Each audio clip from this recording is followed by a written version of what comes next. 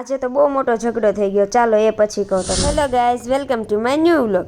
તો અત્યારે જો બારે આવો કંઈક વ્યૂ છે અને આ લોકો જો રીડિંગ બેલ પૂરો થઈ ગયો એટલે ફોન લઈને બેસી ગયા. અને ત્યાર પછી અમે જો જમવા માટે નીકળી ગયા અને રસ્તામાં જો કેવા નાટક કરે છે. અને ત્યાર પછી અમે નીચે આવી ગયા અને નીચેથી ફાઇનલી અમે જઈએ છીએ ભોજનાલય સાઈડ. જમીને આવી ગયા અને રૂમે આવીને જોયો તો આ નવો ફોન કોનો આવી ગયો.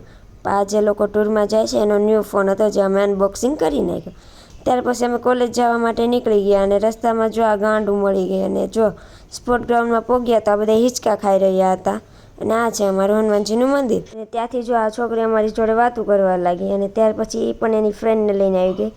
તો બંને અમારી જોડે વાતું કરવા લાગી અને વાતું કરતાં કરતાં ક્યારે એ બાધી પડીએ તો ખબર જ ન પડી. અને ત્યાર પછી જો ફાઇનલી અમારું સમાધાન થઈ ગયું અને એ હવે અમારી જોડે વાતું કરવા લાગી છે. મારે પ્લાઝા સાઈડ કામ હતું એટલે અમે તો ત્યાં પહોંચી ગયા અને ત્યાં જોઈ તો બસ એક પછી એક બસ આવવા લાગી. અને ત્યાર પછી અમે એ કામ પતાવીને પાછા અમારા હનુમાનજીના મંદિર પાસે બેસવા પહોંચી ગયા.